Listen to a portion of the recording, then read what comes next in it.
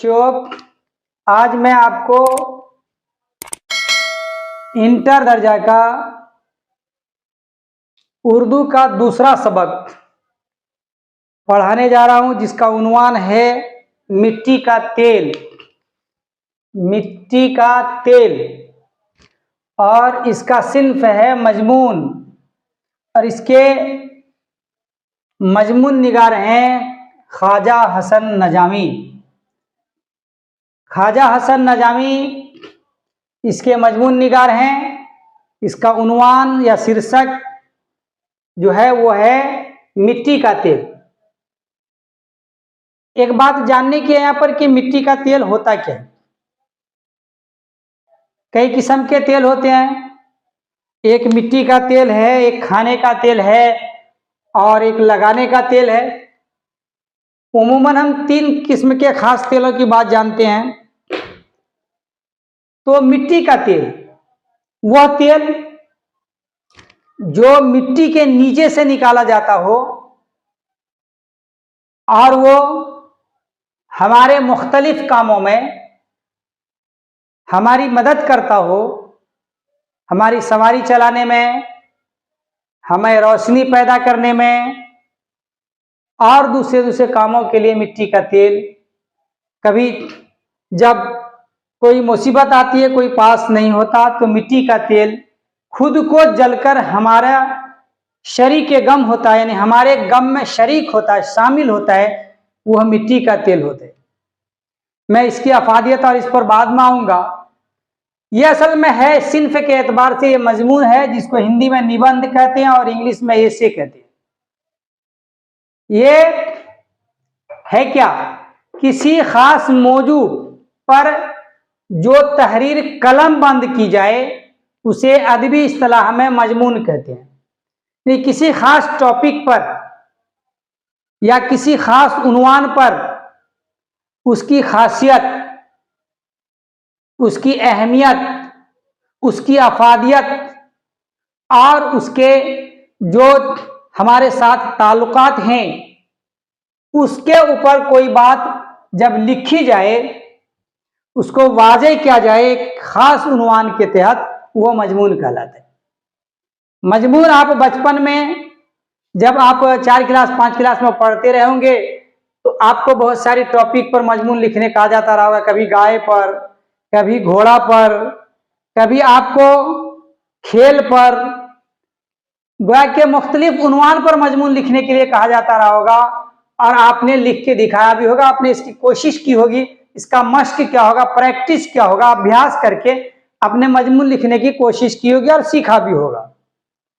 तो आज मजमून के कितने अक़साम हैं, मजमून कितने तरह के होते हैं, यह आपके बोर्ड पर मैंने लिख रखा है।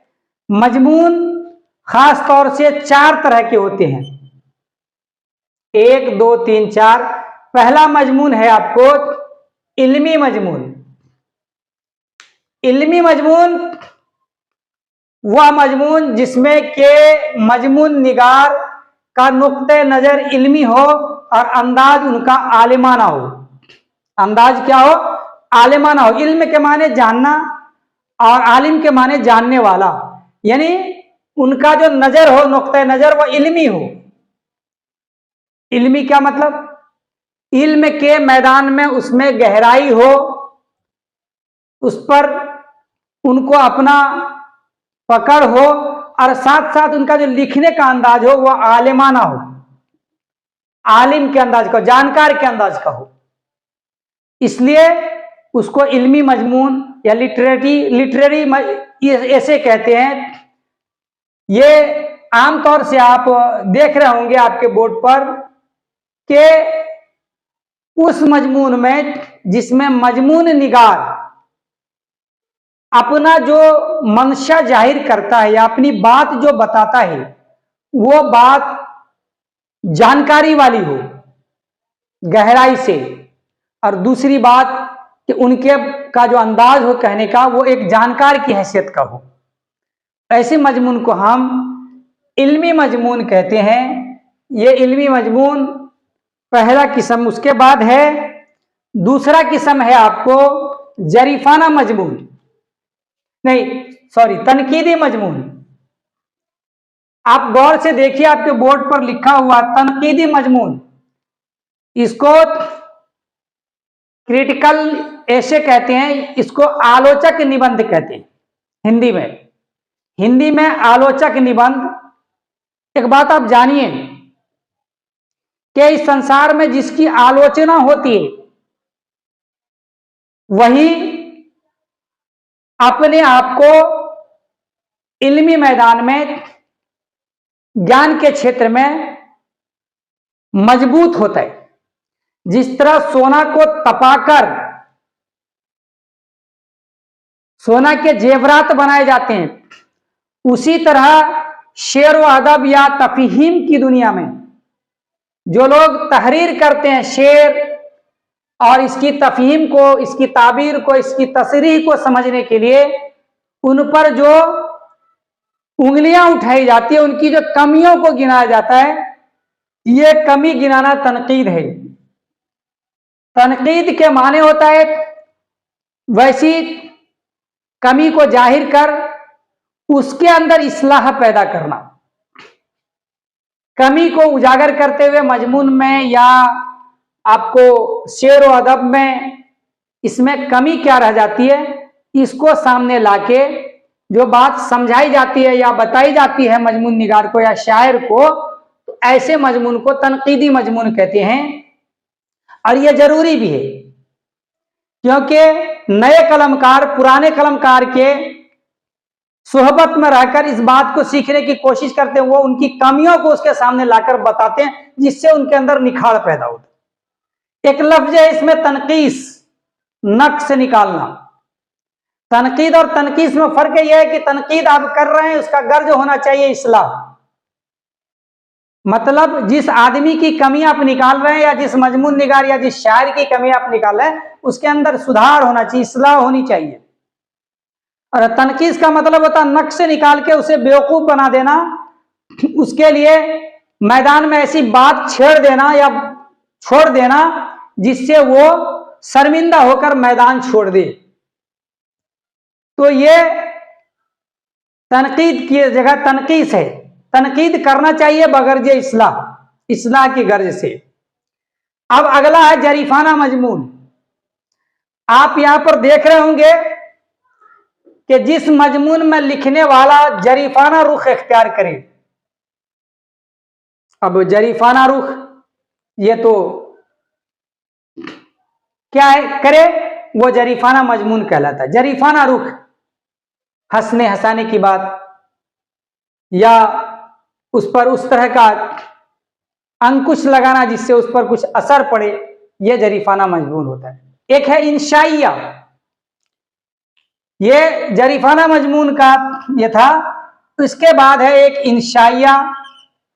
इंशाइया एक ऐसी है जिसका कि सगुफ्ता मूड होता है, और इंशाइया ऐसा मजमून है जिसमें लिखने वाला सुनने वाले के लिए इस तरह का काम छोड़ देता है कि वह सुनते सुनते या तो हंस पड़े या रो पड़े, फौरन हंस पड़े फिर फौरन रो पड़े। कुछ इस तरह का अंदाज होता है इंसाइया में, जो कि उसका सगुफ्तगी मूड सगुफ्तगी होता है, खिला हुआ। सगुफ्तगी माने खिला हुआ। एक इंसान को वो हंसा भी देता है और रोला भी देता है, लेकिन फौरन हंसते हंसते रोला देना और रोते रोते हंसा देना, यह जरीफाना मजमून या जरीफाना इसका की खूबी होती है, जिसे इंशाइया कहते हैं। इंशाइया में लोग हंसते हंसते कभी रोते हैं, कभी रोते रोते हंसते हैं, लेकिन इंशाइया में बहुत सारी चीज गहराई भी होती है। आपकी किताब में एक इंशाइया है हिजरत, जब वो पढ़ाएंगे अहमद जमाल पाशा का, तब समझ में आएगा कि कुछ चीजें ऐसी होती है उसमें कि जो आपको बहुत ही मजबूर कर देती है इस बात पर सोचने के लिए आपकी जात किस लिए। और जरीफाना में हंसने हंसाने की बात होती है, इसमें कुछ इस तरह की भी बात होती है जो लोग एक दूसरे के ताल्लुक में आके एक दूसरे को जानने और समझने की भी कोशिश करते हैं। इसके बाद इंशाइया है इंशाइया के बारे में मैंने आपको बताया कि आपके वजूद पर भी कलम बंद की जाती है या कलम उठाया जाता है, ये इंशाइया होता है। अब आगे आप चूंकि मजमून की शुरुआत की जा रही है, मजमून की शुरुआत मैं आपको एक चीज बता दूं कि इस मजमून के मजमून निगार का नाम है ख्वाजा हसन नजामी। जो मैंने अपने शुरू वाले वीडियो में एक चीज बता दिया, इनकी पैदाइश की तारीख, मौत और जो चीजें हैं थी उसमें, वो मैंने वहां वाज़ेह कर दिया था। अब कुछ चीजें रह गई हैं, इनके वालिद का नाम, इनके और खानदान का खानदानी ब्यौरा, इनकी कुछ किताबों का नाम, इनकी मौत तो हमने वहां वाज़ेह कर दिया था उससे। तो मजमून की शुरुआत एक फारसी के शेर से की जाती है। फारसी शेर के बारे में मैं शेर पढ़ता हूं। खाकसाराने जहां राब हिकारत मुंगर, तू चेदानी के दरी गर्द सवारे बाशद। खाकसाराने जहां, दुनिया के खाकसारों को, दुनिया की वह चीज जो मिट्टी से बनी है, हिकारत से मत देखो, नीची निगाह से मत देखो, गिरी निगाह से मत देखो, कमतर निगाह से मत देखो। क्यों? कि तू क्या जानता, तू छे दानी, तू क्या जानता है? तू माने तू, छे माने क्या, दानी जानता है कि इसमें दरी के इसमें गर्दे सवारे बासद, के इस गुब्बार में कोई सवार हो।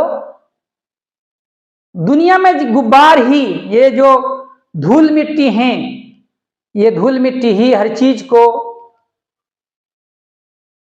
वो अपने जरखेजी ताकत से, जरखेजी कुव्वत से उसको आगे बढ़ने की कोशिश करता है। तो क्या जानते हो? कहने का मतलब कि तू किसी चीज को हकीर मत समझो, नीचा मत समझो। क्यों? कि वही चीज हो सकता है तुम्हें काम आ जाए। इसमें मजमून निगार ने मजमून शुरू करते हुए लिखा कि अल्लाह, मैं आपकी किताब से आपको इसको समझा दूं कि अल्लाह मियां ने इस दुनिया में कोई चीज ऐसी पैदा नहीं की जो बेकार या हकीर या जलील समझी जाए। दो बातों को इसमें गौर से समझिए। कोई ऐसी चीज पैदा नहीं की गई जो बेकार हो या हकीर हो। इस कारखाने में, दुनिया के कारखाने में हर चीज अपने वक्त पर, अपनी जगह पर काम करने के लिए उसकी अपनी अहमियत होती है। वो देखने में छोटी हो या सबसे छोटी हो। इसमें 4 अनासिर हैं, उनसुर की जमा अनासिर, एलिमेंट्स हैं 4 एलिमेंट्स, 4 तत्व हैं। इन चारों तत्वों में की बात मैं बारी बारी बता दूं। 4 उनसुर हैं, इसको अंग्रेजी में एलिमेंट कहते हैं और हिंदी में तत्व कहते हैं। ये 4 है आग, हवा, पानी और खाक। आग तो आप समझते ही हैं, जिसमें जलाने की ताकत होती है, कुव्वत होती है। हवा तो आप समझते ही हैं, जिसमें बहा देने की, उड़ा लेने की ताकत होती है। और पानी तो आप समझते ही हैं, जो अपने साथ बहुत चीजों को बहा के लेके चले जाती है, बहाने की तो ताकत होती है उसमें, एक जगह से दूसरी जगह लेके जाने की। एक चीज है मिट्टी, खाक के माने मिट्टी, जिसे लोग सबसे ज्यादा हकीर समझते हैं या बेहकीकत समझते हैं। इंसान अपने पांव से या जानवर अपने पांव से इसे रोंदता रहता है, खानता रहता, तोड़ता रहता, चांपता रहता, टुकड़े टुकड़े करता रहता, फिर भी वो उफ नहीं बोलती। फिर भी वो क्या कहती? उफ नहीं बोलती। वो इतनी बेबस है कि पानी के जोर के साथ वो बह जाती, हवा के झोंके के साथ वो उड़ जाती, आग के तमाजत के साथ वो जल जाती, मगर उफ नहीं करती। इसकी बेचारगी और जिल्लत पर तरस आता। लेकिन खुद इससे सवाल किया जाए तो वो कहेगा कि खुदा का लाख लाख शुक्र है कि मेरी शान सबसे बड़ी और निराली बनाई खुदा ने। किसकी? मिट्टी की। हम इंसान भी मिट्टी के खमीर से ही बने हुए हैं। आदम अलैहिस्सलाम का जब पुतला बना था तो मिट्टी के ही खमीर से बनाया गया था। और उसके बाद इस इंसान को अशरफुल मखलूकात का दर्जा, मिट्टी से बने हुई इंसान को अशरफुल मखलूकात का दर्जा दिया गया। और कहा यह जाता है कि यह मिट्टी से बनाया गया, फिर मिट्टी में ही इसे फना किया जाता है। अब एक चीज बात यहां पर मजमून निगार लिखते हैं कि इंसान मिट्टी से बना, मिट्टी में ही फना होगा और फिर मिट्टी से ही निकाला जाएगा। क्योंकि जब हम मिट्टी देने जाते हैं किसी मैयत को, किसी लाश को, तो वहां पर पढ़ते हैं कि तुम मिट्टी से पैदा किया गया, फिर इसी में लौटाए जा रहे हो, फिर इसी से निकाले जाओगे। तो ये एक अलग सबक, उधर नहीं जाना। लेकिन इस मिट्टी के में जो चट्टान हैं, इन चट्टानों के बीच एक नायाब खजाने हैं, नायाब, बहुत कीमती खजाने दबे हुए हैं, जिनको काम में लाकर इंसान आदमी कहलाता है। वो चीज जो मिट्टी में दबा हुआ है, उसको काम में लाकर आदमी क्या कहलाता है? इंसान क्या कहलाता है? आदमी कहलाता है। मिट्टी के नीचे सारी मादनियातें दबी हुई हैं, सारे खनिज मिट्टी के, सारे मिनरल से मिट्टी के नीचे से हमें हासिल होते। लोहा हमें मिट्टी के नीचे से हासिल होता, तांबा हमें मिट्टी के नीचे से हासिल होता, बॉक्साइट हमें मिट्टी के नीचे से हासिल होता है। उसी तरह मिट्टी के नीचे एक, मिट्टी के तह में एक चिकना और बदबूदार पानी होता है। चिकना और बदबूदार क्या होता है? पानी होता है। इस पानी को हम मिट्टी का तेल कहते हैं, इसको इंग्लिश में हम पेट्रोलियम कहते हैं। और पेट्रोलियम को या मिट्टी के तेल को जब मिट्टी से निकाला जाता है, बदबूदार और चिकना और बदबूदार पानी को, उसको प्योरीफाइंग करके, उसको अलग अलग करके, उसके कई कैटेगरियां बन जाती हैं। पेट्रोल बन जाता है, डीजल बन जाता है, किरासन बन जाता है, तारकोल बन जाता है, ये सब चीज उससे निकलते हैं। ये मिट्टी का तेल एक नायाब खजाना है, एक बहु कीमती खजाना है। लेकिन यहां पर मजमून निगार ने एक तज़किरा किया है, वो ये कि चंबेली का तेल और मोतिया का तेल, इसमें खुशबू होता है और इसमें एक कुव्वत होती है कि आदमी अगर कहीं से थक मार के आता है तो इस तेल को लगा के, इस तेल को लगाने के बाद उसकी थकावट दूर हो जाती है। यानी इसकी खुशबू से को सर पर रखते हैं क्योंकि इससे थकावट दूर होती है। और वहीं पर जैसे ही मिट्टी का तेल आया, लोग नाक पकड़ लेते हैं क्योंकि उसकी बदबू होती है, वह महकती है। लेकिन जरूरत के लिहाज से यह गंदा और सड़ा पानी तमाम तेलों से बढ़ चढ़ कर, तमाम तेलों से बढ़ चढ़ कर, वो कैसे? आज मैं आपको बताऊं, दुनिया के जितने कारखाने चलते हैं या इस दुनिया में जितनी गाड़ियां रोड पर, सड़कों पर दरबर लगा रही, दौड़ रही हैं, या आपके ये कुमकुमे वाले जो बिजली के बल्ब जल रहे हैं, या आपकी तेज सवारी हवाई जहाज हो, रेलगाड़ी हो, या बोलेरो, स्कॉर्पियो हो, ये सब किसके दम पर दौड़ रही है? इस सब का किससे ताल्लुक है? इसके दौड़ने का जो सबब है, इसके अंदर जो एनर्जी पैदा कर रही है, इसके अंदर जो ताकत पैदा कर रही है, वो कौन सी चीज है? ये वही चीज है जो मिट्टी का तेल है। और फिर वही नहीं, ये मिट्टी के तेल की वजह से ही इस दुनिया में इंसान तरक्की कर रहा है। और जिस देश को इस नायाब खजाने का हाथ लगा है, भंडार है, वह आपको तरक्की याफ्ता मुल्क कहलाता है, विकसित देश कहलाता है। उसके अलावा ये मैं एक चीज यहां पर बता दूं कि दुनिया में ज्यादा तादाद रखते हुए भी मिट्टी के तेल के सिवा और कुछ नहीं इसमें वो जला सकते। क्यों? कि यही तेल लड़कों को सबक पढ़कर याद करने में मदद करती है, खुद जलती है और लड़कों को सबक पढ़ के याद करने में मदद करती है, पढ़ने वाले बच्चों को। यही तेल जवानों को हुस्न अफरोजी के जलवे दिखाता है। वही नहीं, यही तेल एक बूढ़ा आदमी जब रात में चलने लगता है, उसे डर लगता है कि मुझे ठोकर लग के गिर जाएगा, उस बूढ़े आदमी को ठोकर से भी यही तेल बचाता है। इसकी रोशनी में नमाजी नमाज पढ़ते हैं, पुजारी पूजा करते हैं, वाज और कथा के जल से इसमें किए जाते हैं। यही वह तेल है जो चोर को चोरी करने में मदद करता है, और यही वह तेल है जो पुलिस को चोर पकड़ने में मदद करता है,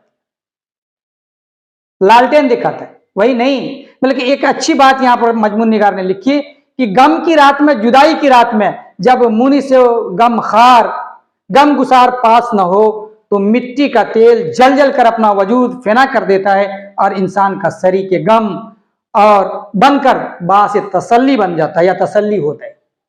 एक बात आप गौर कीजिए, बहुत ही इसकी बात है, जब आपके कोई अजीज व अकारीब को किसी तरह के घटना में वो मुब्तला हो जाते हैं या आपके किसी अजीज की मौत हो जाती है, तो आपके जितने भी रिश्तेदार होते हैं आदमी की शक्ल में, वो कुछ देर रहते हैं आपके पास बैठे हुए। जब अंगी बहुत जोर करती है तो वो आहिस्ते से निकल जाते हैं, कहीं जाके आराम करने लगते हैं। लेकिन वो मिट्टी का तेल या तो जनरेटर के बल्ब की शक्ल में जल रहा हो, या पेट्रोमैक्स की शक्ल में जल रहा हो, या बिजली के ये जो बल्ब आप देख रहे हैं इसकी शक्ल में जला, बिजली भी आज इससे पैदा करने की जा रही है।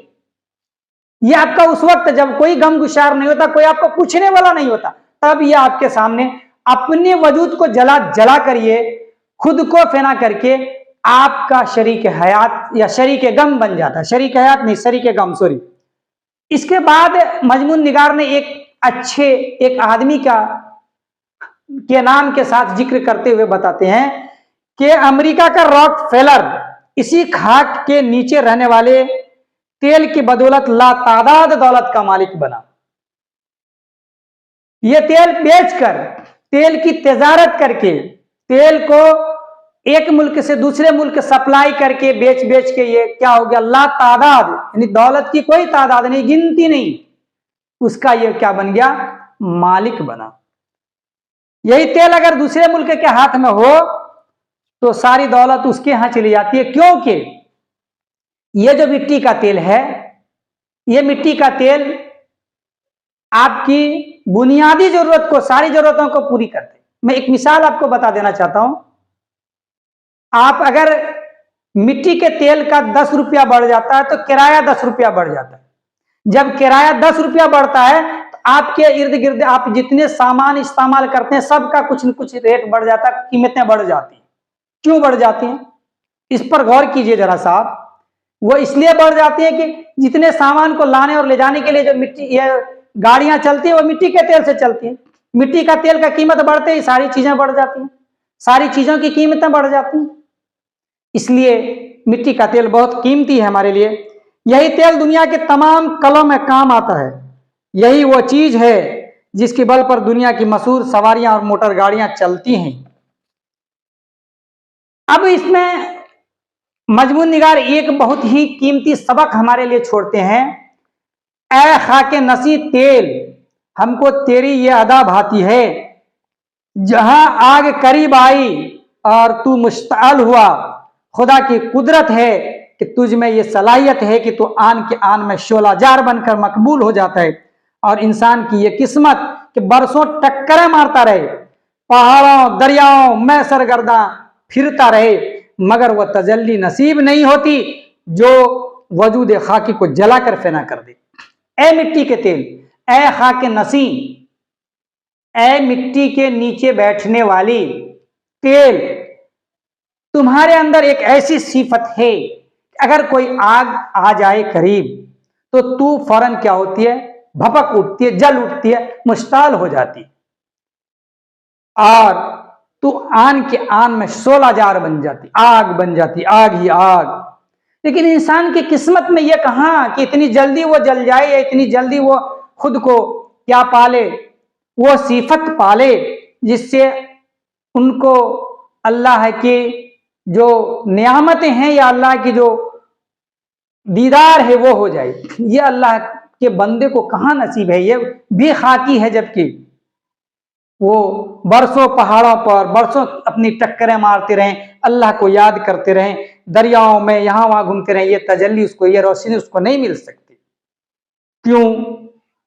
कि वो उसके अंदर वो सिफत नहीं है जो सिफत तेरे अंदर है। तू इतना बेगर्ज और बेताल्लुक क्यों है? तुम्हारे अंदर ये बेगर्जी क्यों है और बेताल्लुकी क्यों है?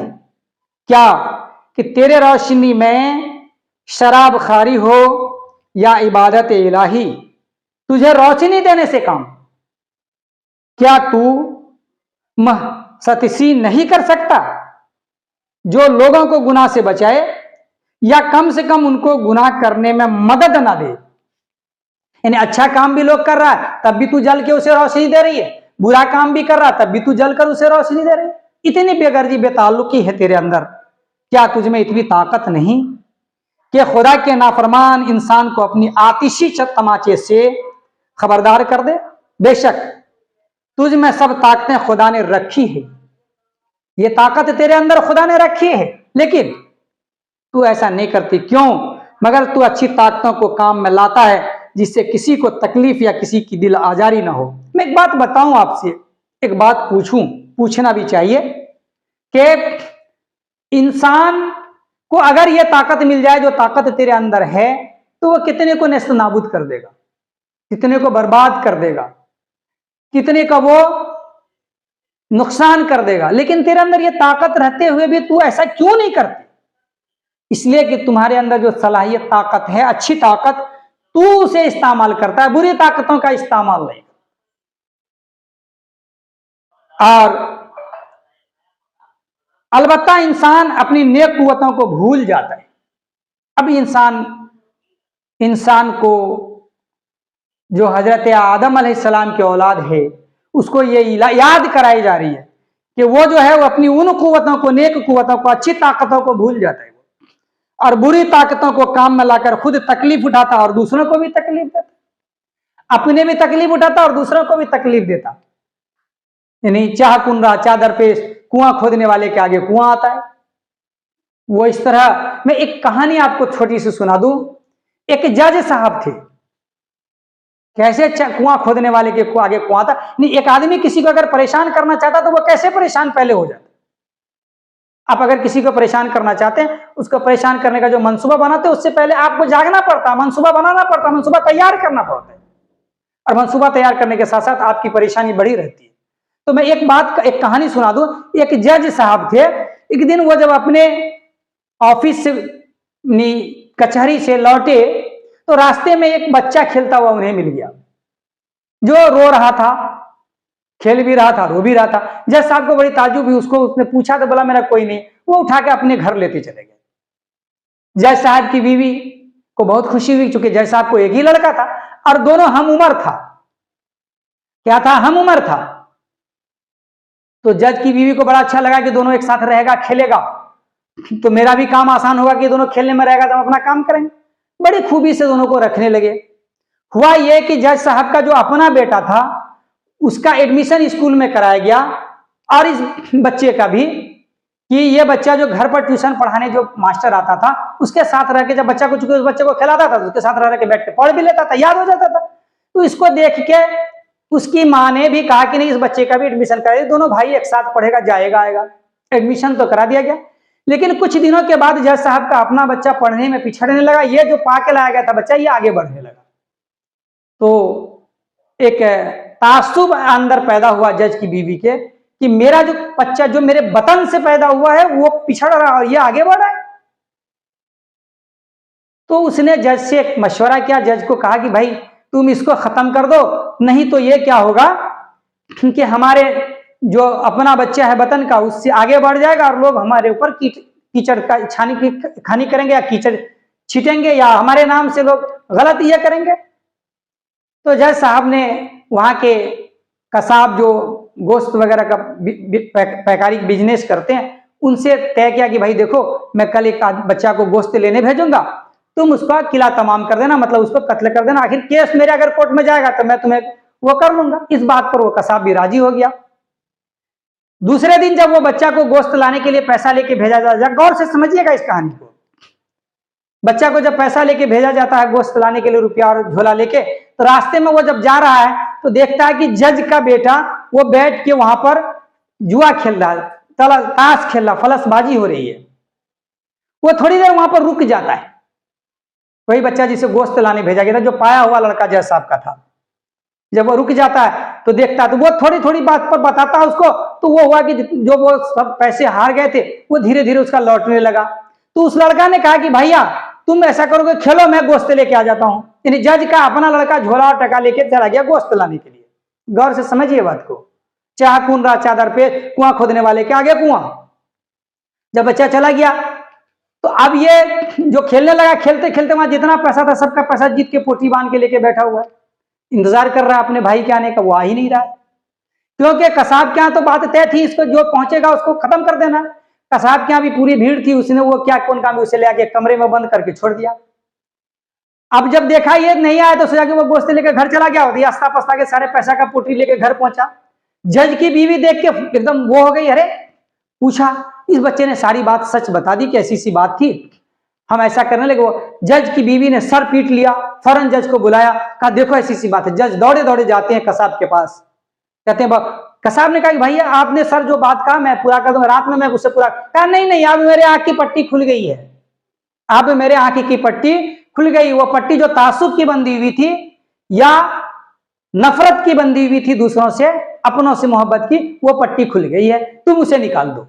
और जज उसे लेके आते हैं और दोनों को समझा के करते हैं। उस दिन से वो दोनों बच्चा अच्छा करने लग जाता है। ये असल में इसकी मजमून का जो है ये मामला है कि ये अपने नेक कुव्वत का इस्तेमाल करते हैं। इंसान अपने नेक कुव्वत का इस्तेमाल नहीं करते, और वह तेरी सुलहकुल पॉलिसी पर अमल करे तो दुनिया में ऐसा अमन कायम हो जाए जिस तरह लैंप की रोशनी में सब लोग खुशी व खुर्रमी से जिंदगी बसर करते। अगर लोग तेरी सुलहकुल पॉलिसी पर अमल करें, तेरी जो सुलहकुल पॉलिसी है, तू सभी को रोशनी देता है, तू सभी को रास्ता दिखाता है, सभी को ये करता है, तो तू अगर दुनिया के इंसान के लिए एक सबक यहाँ पर छोड़ी जा रही है कि अगर दुनिया भी तेरी सुलहकुल पॉलिसी पर अमल कर ले तो इस दुनिया में अमन और शांति पैदा हो जाएगी। आज लोग अमन और शांति यहाँ खोजते हैं, ढूंढते हैं कि अमन कैसे पैदा होगा, शांति कैसे पैदा होगा, उसके लिए तरह तरह की योजनाएं बनाई जाती। कहीं योजनाएं बनाने की जरूरत नहीं है। इंसान सिर्फ इस बात को सोच ले कि जो मेरा भला है वही दूसरे का भी भला होगा, वो दूसरे के भला के लिए तैयार हो जाए तो ऊपर वाला, क्योंकि एक शेर कहा गया, करो मेहरबानी अहले जमी पर, खुदा मेहरबान होगा अरसे बरी पर। तो इस शेर के साथ कि ये मजमून जो मिट्टी का तेल का मजमून है, जो हमें ये सबक देती है कि हमें अपने नेक कुव्वत, अच्छी ताकत का इस्तेमाल करना चाहिए। हमें इंसान की भलाई के लिए काम करना चाहिए। इंसान की को जो गलत रास्ते पर चल रहे हैं उसे सही रास्ते पर लाने की कोशिश करनी चाहिए। जिस तरह मिट्टी का तेल जलकर शराब खारी करने वाले को, चोरी करने वाले को, सबको मदद देता है। चोर को भी पुलिस को पकड़ने जाती है, चोर तो उसमें भी रोशनी दिखाने का काम करता है। एक आदमी नमाज पढ़ता है उसमें मदद करता है ये जलकर, एक आदमी चोरी करता है वहां मदद करता है। तो कहने का गर्ज ये कि हमारे अंदर जो सलाहियत है, अच्छी सलाहियत का हम इस्तेमाल करके अपने समाज को, अपने अगल बगल के लोगों को संभालने और संवारने की कोशिश करें। तो आइए, आज मैं इस मजमून को मैंने आपके सामने रखा। अगर इसमें किसी तरह की कोई बात होगी तो इसका दिया हुआ टेलीग्राम नंबर पर आप कमेंट करके पूछ सकते हैं। जल्द ही उम्मीद की जा रही है कि ये जो क्लास है ये लाइव भी होगा, ये जल्द। अभी चूंकि वादा मैं नहीं कर सकता कि कब होगा, कितनी जल्दी होगा, ये तो कोशिश की जा रही है। मैं आपसे यही गुजारिश करूंगा कि आप मेरे आदर्श ज्ञान सेंटर जो चैनल है इसको सब्सक्राइब करते हुए बेल आइकन का बटन दबावें, और ये जो वीडियो अगर आपको पसंद आया तो पसंद करते हुए दूसरे को भी, क्योंकि मैंने अभी बताई मिसाल देके, उस मिसाल के साथ उसको भी जोड़ने की कोशिश करें ताकि आपके साथ साथ वो भी कामयाब हो, आगे बढ़े। ये चंद बातें थी मिट्टी के तेल के ताल्लुक से मैंने आपको बताया। खुदा हाफिज।